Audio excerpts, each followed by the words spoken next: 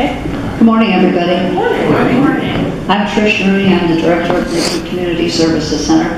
We've come through it well, and I just want to tell you what we're up to. We've changed a lot from the old days on Marlowe.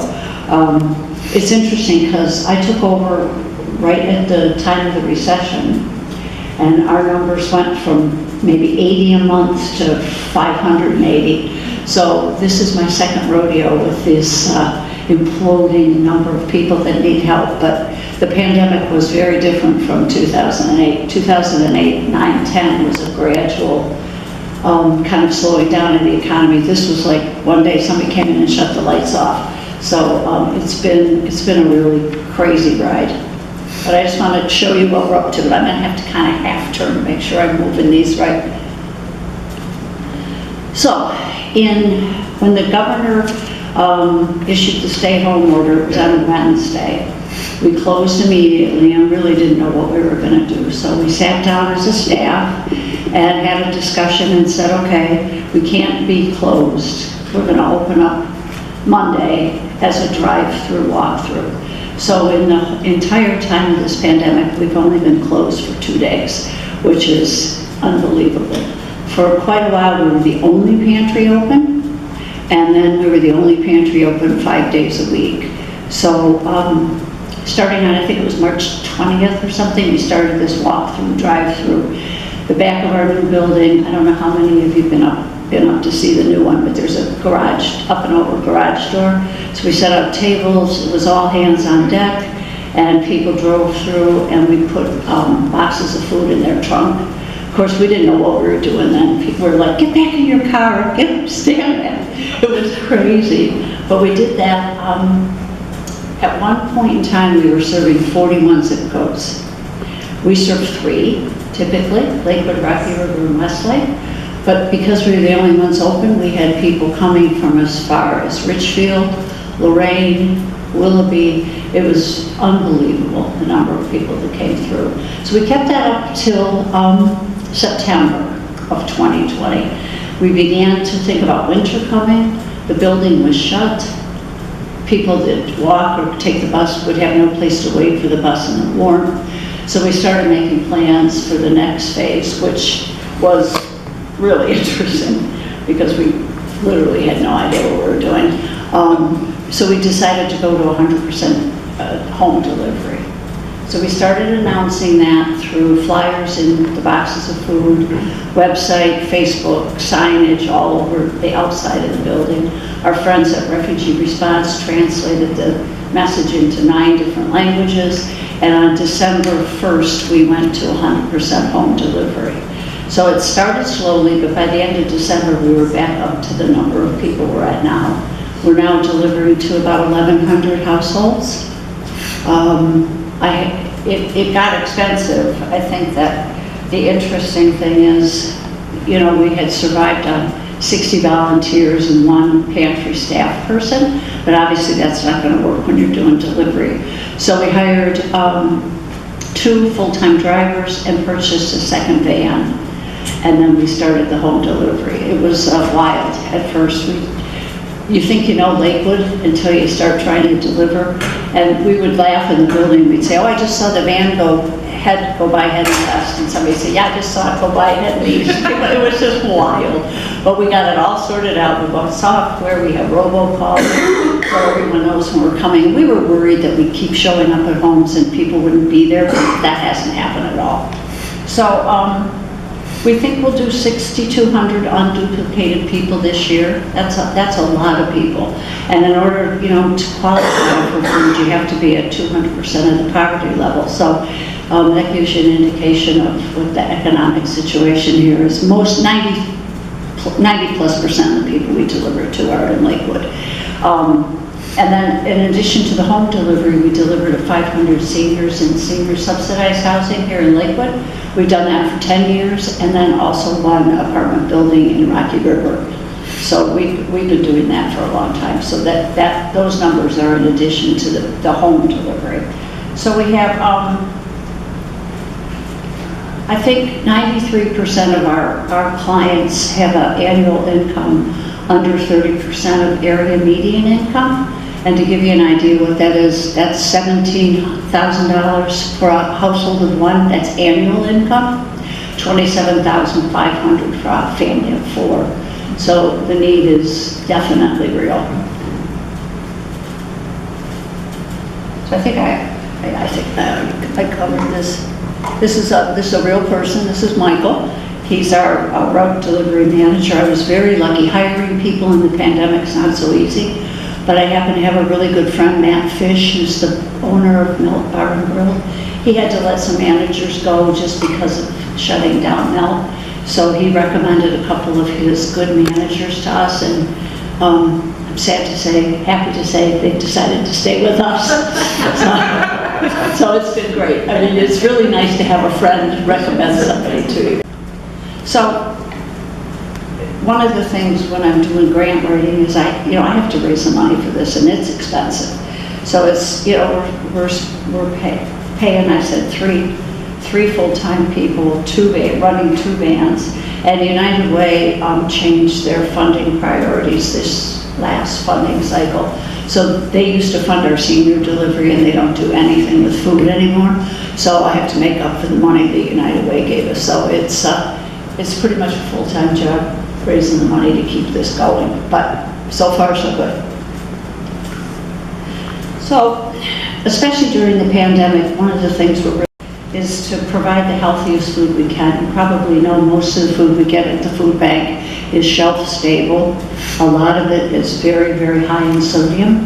We have a lot of seniors, 28% of the people that we serve are seniors.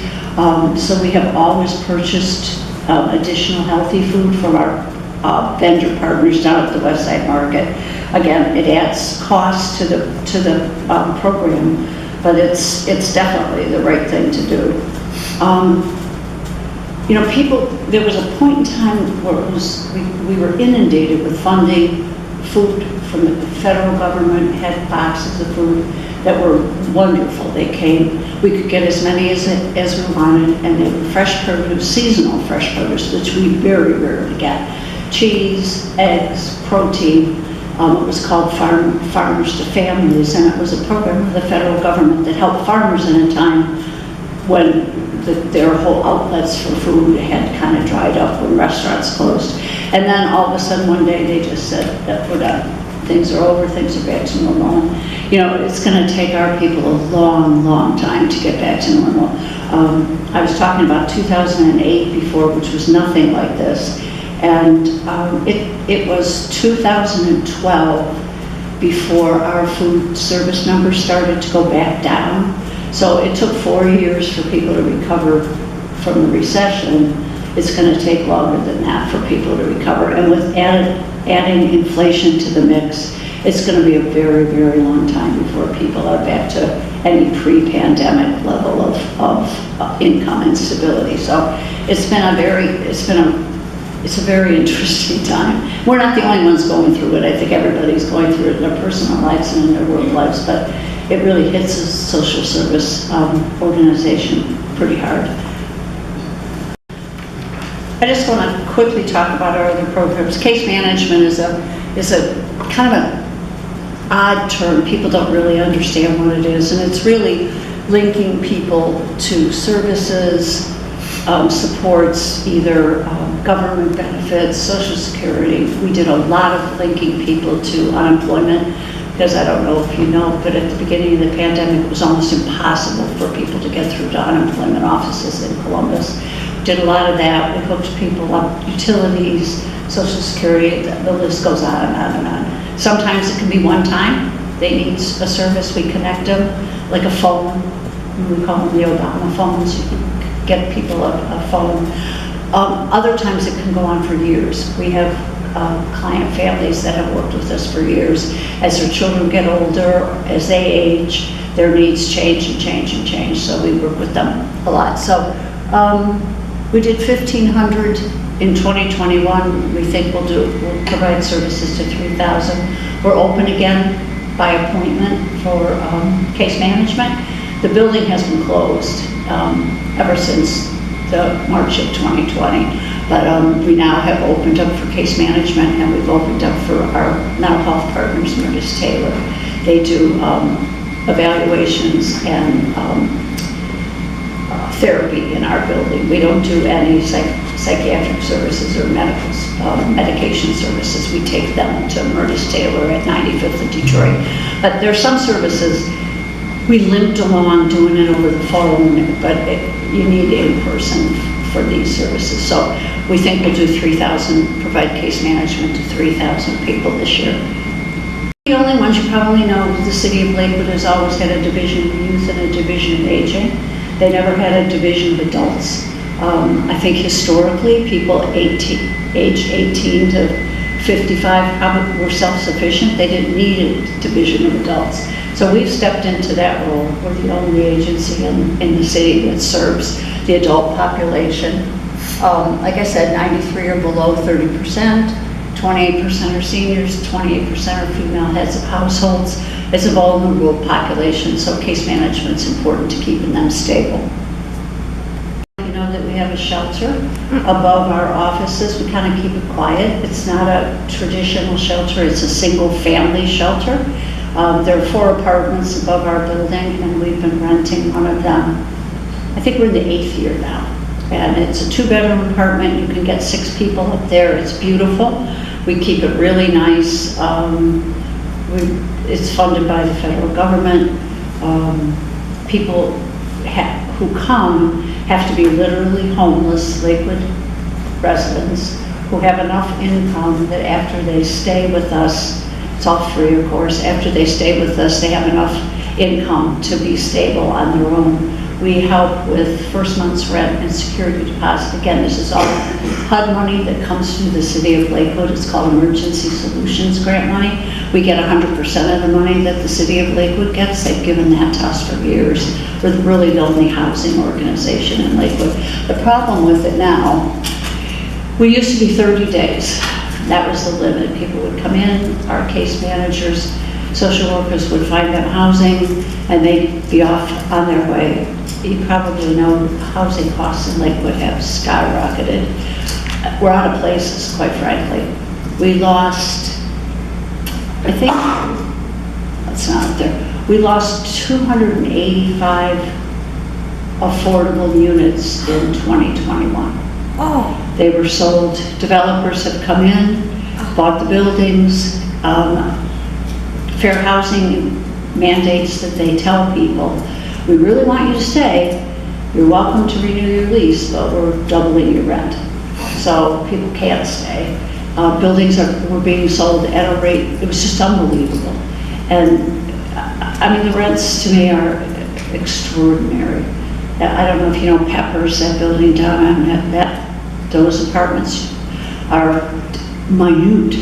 And they did kind of cosmetic refurbs to them, and that rent went from $450 to $1,000. So those apartments rent for $1,000. We have places on 117th that rent for $1,500 a month, which to me is just extraordinary. So we're having a harder and harder and harder and harder time moving people out of the shelter. No one in Lakewood will take Section 8 anymore. We have 2 landlords who actually will take Section 8. So people with housing vouchers are virtually impossible to house in Lakewood. The problem is that if we house people in Cleveland, we can't use the federal money that comes to the city of Lakewood because it's only for use for people who are homeless in Lakewood who stay in Lakewood. We also don't get reimbursed for our time finding them places. So, you know, it's become really, really difficult. We have a woman, a single mom upstairs now, 3 children, all at Emerson, works 2 jobs. She makes $16 an hour. She's been there 4 months, and we don't see a place for her in Lakewood. We're now starting to look in Cleveland, which no one wants to move a single mom with kids into the Cleveland Municipal School District. As hard as Eric Gordon has worked and as good of a job as he's done, it's still not like walking to school in Lakewood. So it's a very difficult decision, and people don't want to leave.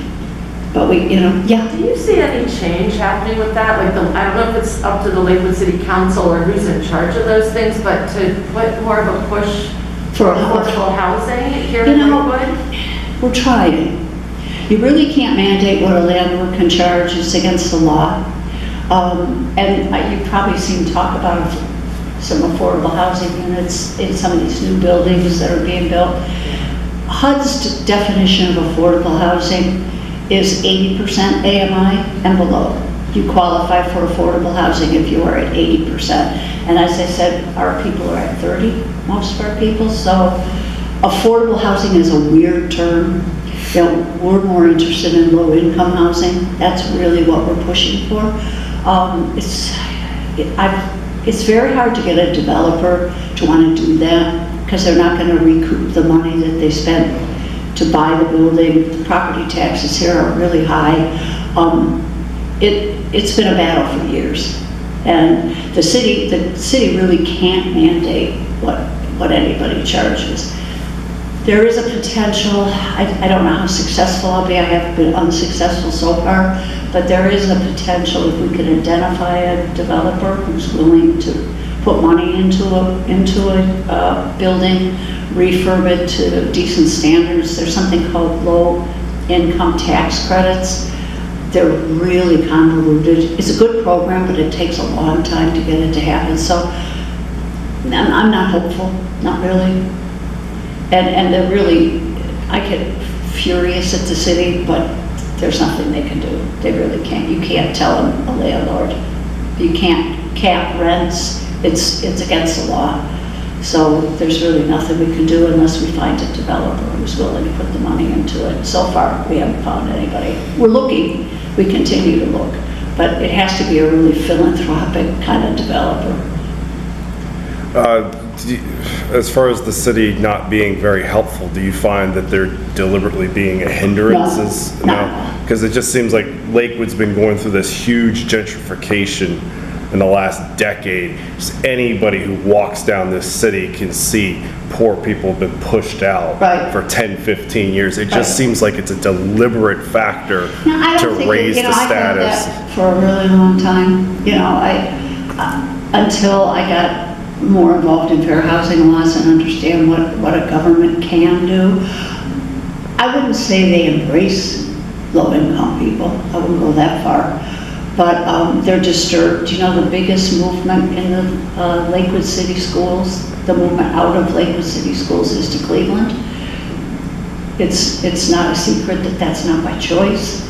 So the schools are worried about this migration, forced migration back to Cleveland. So it's certainly it's on the table. I've had the first discussion I've ever had with the current director of development, who's talking about the potential of a low-income building, but we're working hard to find somebody.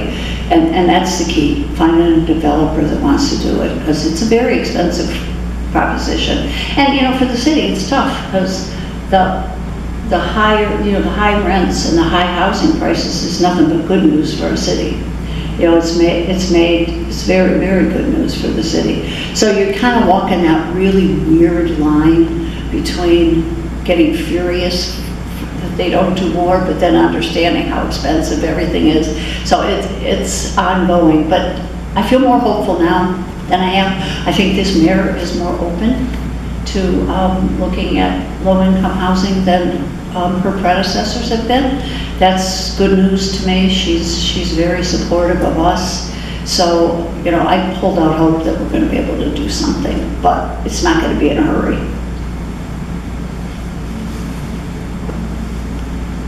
Okay, so this is some other federal money, homeless prevention money. This comes again, like I said, through the city of Lakewood.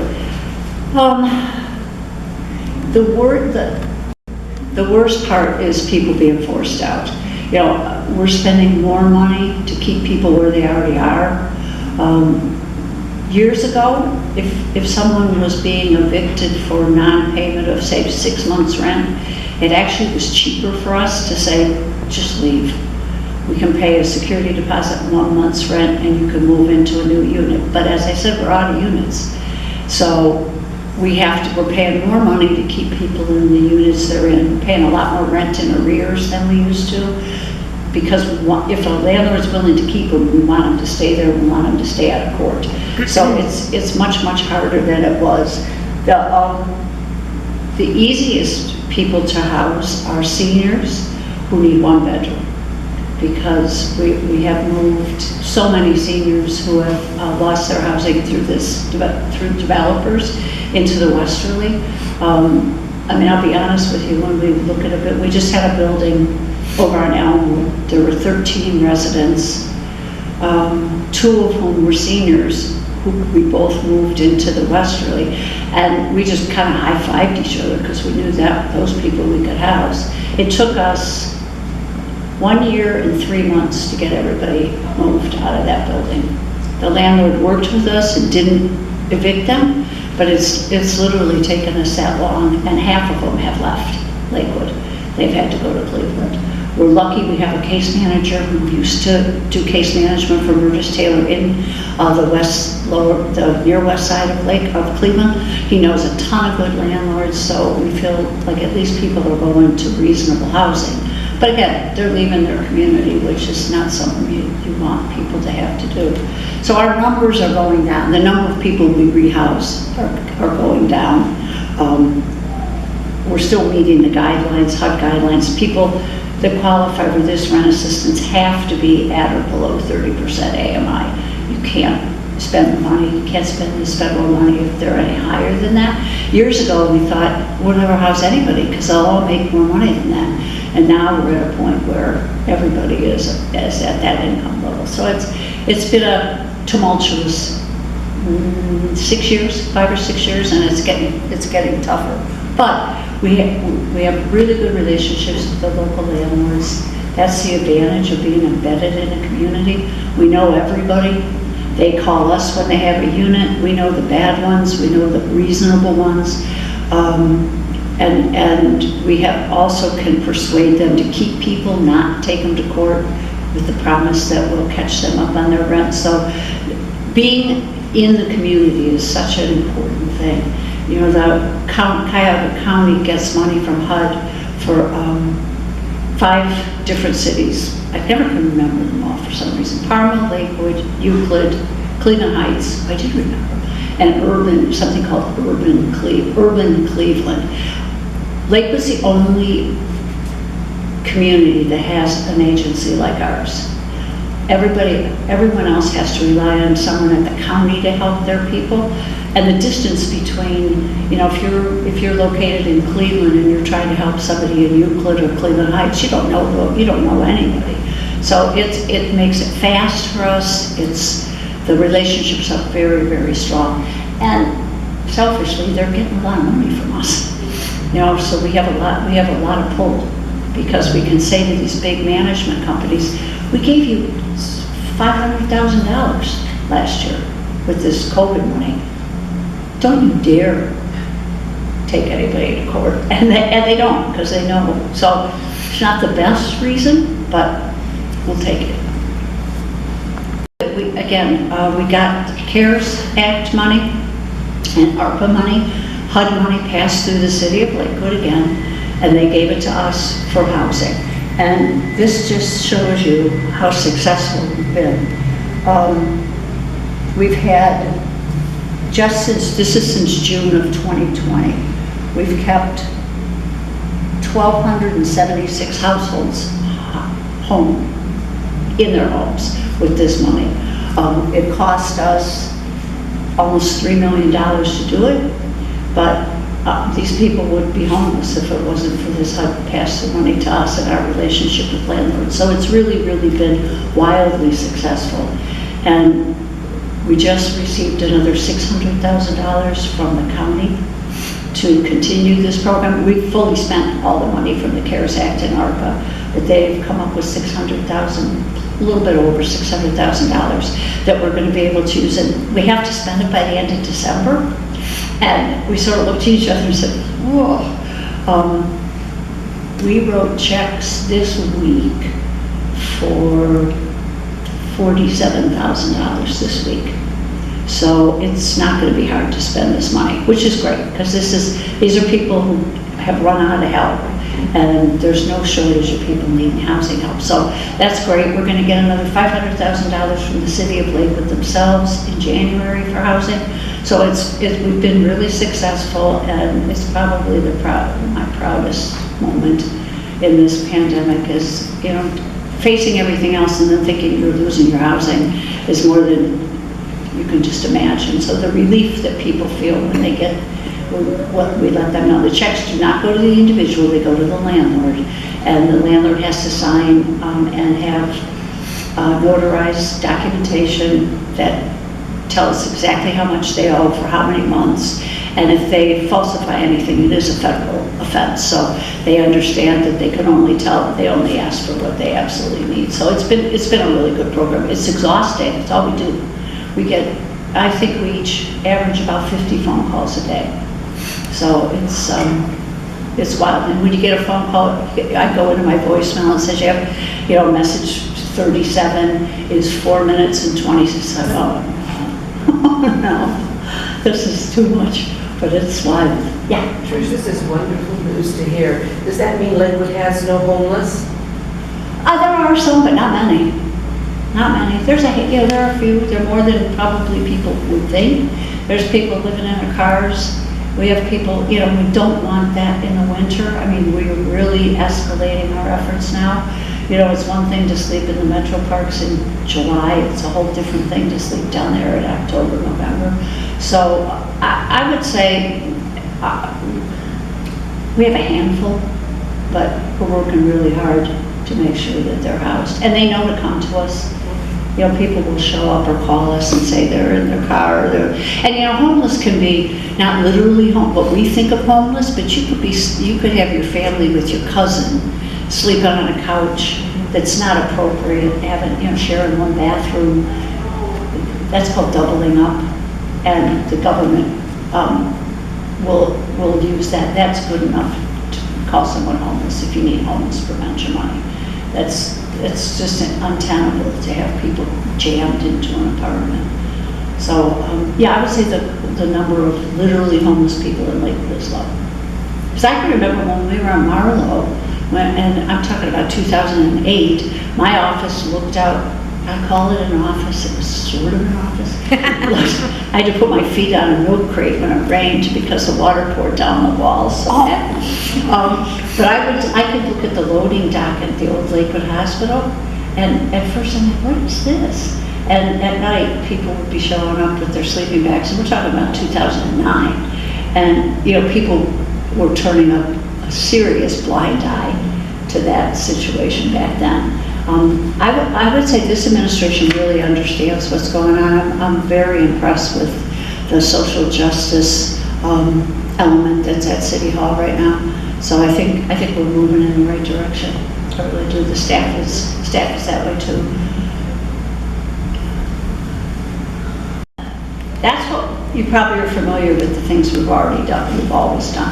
We're starting a new program. We've never done this before. It's helping seniors kind of take control of their health and well-being. I found a program in Atlanta, Georgia called Open Hand. I went down to visit with them. It's a very cool program. They work with a local food bank, but they understand that the health quality is not great. Nutrition, the nutritional value of the food isn't great. Cooking, you go to cooking classes that are done by a healthcare operation, and they're almost punitive.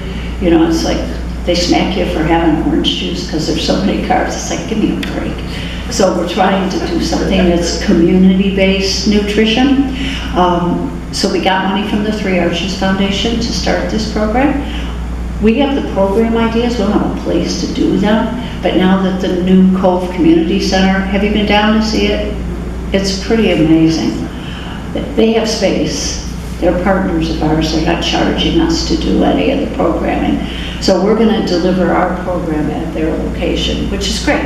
It's a whole new opportunity for us. So we're about to start, actually. We bought something called a Charlie Cart, which is a completely self-contained portable kitchen. It's all convection oven, convection cooktop. My pal Matt, who's still talking to me, even though I keep stealing his employees, he has gotten Lakewood celebrity chefs to do the cooking classes, so there'll be a lot more fun. It won't be somebody in like a dietitian's outfit up there, and Matt's doing the first one. Jill Veda from Salt is doing the second one. Ben Biebenroth, who was at Spice Kitchen, who's now opening Boom on Detroit, he's doing the third one. Eric from El Carnicero is doing one. Kiwi from Tai Tai is doing one. Aladdin's is doing one. Proper Pig is doing one. So they're not necessarily doing the food they serve in the restaurant, but they might. And they're going to do these cooking classes which show that you can eat healthily. You don't have to spend a whole lot of money. They'll use some of the stuff we provide from the food bank as a basis when they can. We're filming them, and Cox is airing them on their community channel for free.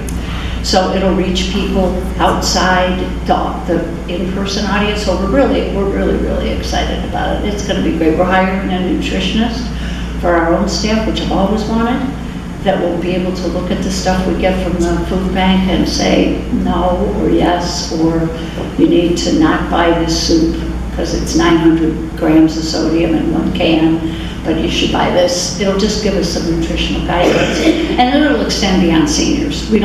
We're starting with seniors. We don't intend it to stay with seniors. We'll grow it. We'll do it in the summer, our summer program. So this is exciting. This is a big change for us. I think our mentality now is we don't need to find more programs.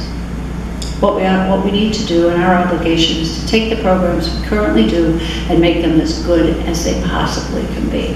So that's going to be our emphasis, is we're a food pantry. Let's be the best food pantry that we possibly can be and add these additional services. So this will be exciting. So watch Cox and watch our Facebook page, because we'll start promoting it pretty.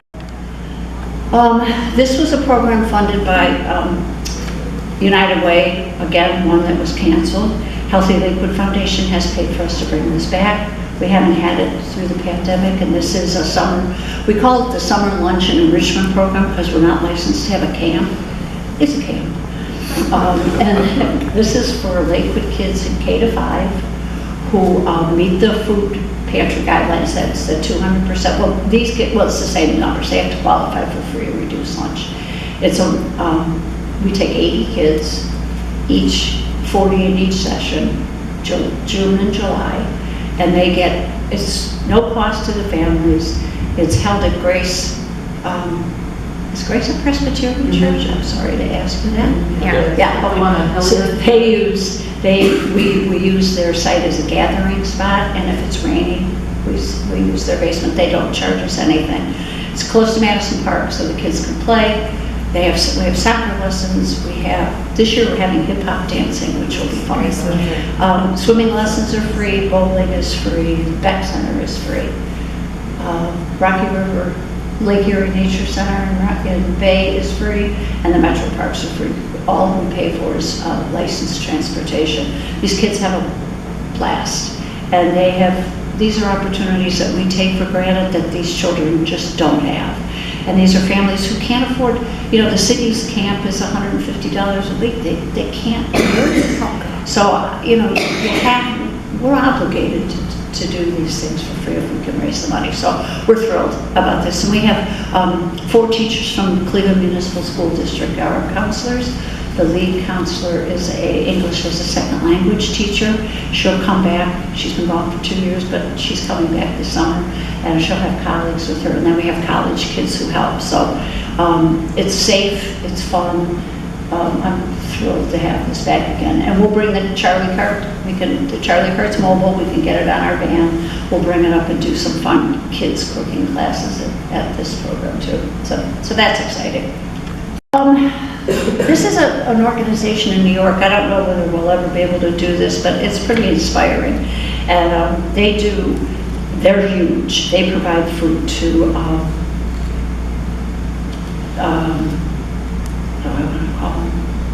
CMHA properties. So it's big. We'll never get that big, I don't think. But they give people food that they want. I don't think any of us would like to walk into Giant Eagle and be handed a bag and say, here you go, this is what we picked for you this month or this week. So there's a lot of choice involved in this, and I went to see him in New York, and I think that there's a quote here, it says you need to completely flip the model because it's not working. The food pantry model is based on the old bread lines of the Great Depression, and we're still doing that in 2020. And I think that that's a really inspiring quote, and I think it's true. People should not really have to line up on the sidewalk for food.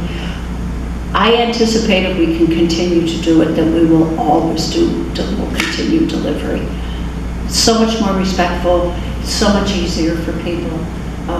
If you have to walk, or you have to take the bus, or you're a single mom with kids, or you're a senior, you've got mental health issues, schlumping to our place is bad enough empty-handed, but then trying to get home with all these cans, it's not current, and if we can afford to raise the money, we'll probably continue with home delivery. Changes the dynamic hugely, because we're so used to the place being full of people. So we're gonna have to work on how we keep engaging with the community, do programs. We might bring our farmers market back. We abandoned that because the parking lot was being used for this drive-through, walk-through. But that was a great way to meet people and see people. We miss our clients a lot. So we're gonna have to figure out a way to do it. But wouldn't you rather have somebody pull up in your driveway and drop it on your porch than spend hours taking the bus, and sitting there and waiting? So I think we'll probably, if we can raise the money, we probably will not return to a open walk-in pantry, but that remains to be seen. Then the last thing is something else new we're doing. The Legal Aid Society has workshops all over the place, none of which are in Lakewood. So the closest one is Westside Catholic Center, and that's not close if you're on the bus. I mean, it's close enough, but it's a bus transfer, it's not easy. So we're working with the Legal Aid Society. Their executive directors join our board in January, which is great. So we're gonna bring these, I'm probably doing a Cove, because we don't have space, Cove has space, and we can do outreach, and so can the city of Lakewood do outreach to get people to come. And it's all free, and it covers a lot. As you see, there's so many topics that they can cover at these workshops. So we're gonna start that, hopefully first quarter of next year. So that's something new that we're doing. So that, my friends, is us in a nutshell. It's busy now. So Trish, in terms of what churches in our community can be doing to support you and your work, and obviously a piece of that is funding. Yeah. But are you always looking for volunteers? Not now. Okay, so No. really funding is the best Yeah. way that churches in our areas can be Yeah, because, supporting folks. we have 5, we went from 60, all of our volunteers are seniors, obviously, because they're not working, so we had to shut that down. And I think as time's gone on, maybe that Tuesday that you always came, it's like, I kind of don't, I like not having to go there on a Tuesday. So very few people have stayed engaged. We probably have a core of, I would say 10 volunteers who come up. They've come through the whole pandemic. We keep them very separate. They pre-pack bags for us of the shelf-stable food. They pack produce as it comes, because we have to get in and out, in the morning and out in the morning. But other than that, we really don't have, it's bad. People call and want to volunteer, and it's like, I don't have anything for you. So unfortunately, it does come down, it does, like many things, comes down to money. And the support, churches are struggling too. So the support, you guys support us and always have. St. Peter's always has supported us. St. Mark's in West Park are huge supporters of ours. Is there anybody else? No, that's probably it now. It's, it's gone from 12 very active churches to 3 or 4 now. But,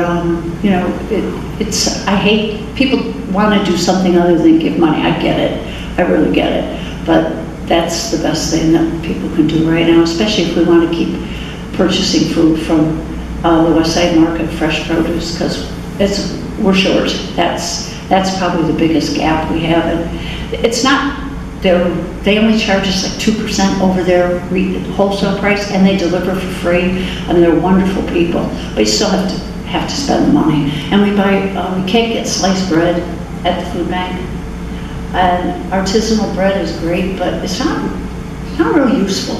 You know, if you're a mom making sandwiches for 3 kids, you know, what do you do with those 2 pointy pieces at the end?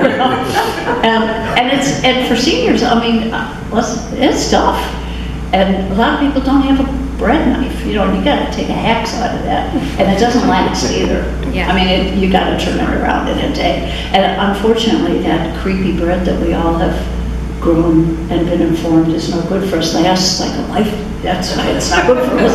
It lasts a lifetime. But we buy that from Orlando, and we've been buying tons of bread because, you know, peanut butter and jelly sandwiches on it. And we love Bread Smith, and we love Blackbird. They're wildly generous to us, and a lot of people who want, you know, like soup and bread, that's great, but for a sandwich making household, it's not so great. So we're buying, I think we spent $400 a week just in Orlando right now. We don't get any protein to speak of from we get something called turkey chubs, ground turkey chubs. They look like Bob Evans sausage things, and it's interesting.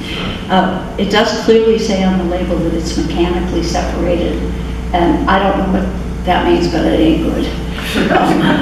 You know, there's stuff in there that, yeah, it's like hot dogs are mechanically separated. So, you know, we don't get any, we're buying protein, you know, we're buying chicken patties when we can, we have a lot of vegetarians. So we've actually dipped our toes into Beyond Meat for vegetarians. You know, it's just expensive to be able to do it and to do it well. Yeah. In the past couple years that we've been at Lakewood, there were drives for like things like toiletry items, and I apologize for being late to come. But did you have a list of things that we could collect? Sure. Okay. Yeah, it's on our website. Okay. Yeah. Okay. There's a section on our website that says "Get Involved," and it'll list the things. Excellent. Yeah. Thank you very much. Yeah, toiletries. We can get them at the food bank, but not always, and they're expensive. Mm-hmm. You know, paper towels and shampoo, and so it's expensive. So people shouldn't be washing their hair with bar soap in 2022 in Lakewood, Ohio. That's what I say. So we do drives. We did diaper drives for a while, but I don't know why. I can't figure this out, but nobody takes small ones. They all want size 4s. I don't know what they do between birth and size 4. I'm not exactly sure. So why can't we get rid of these? So we started to take them quick, and so we don't do diaper drives anymore. But there's things too, it's weird, there's stuff that again, instant coffee, we don't think anything of it, but we can't get that, it's huge. Salad dressing, there's never salad dressing at the food bank, ever.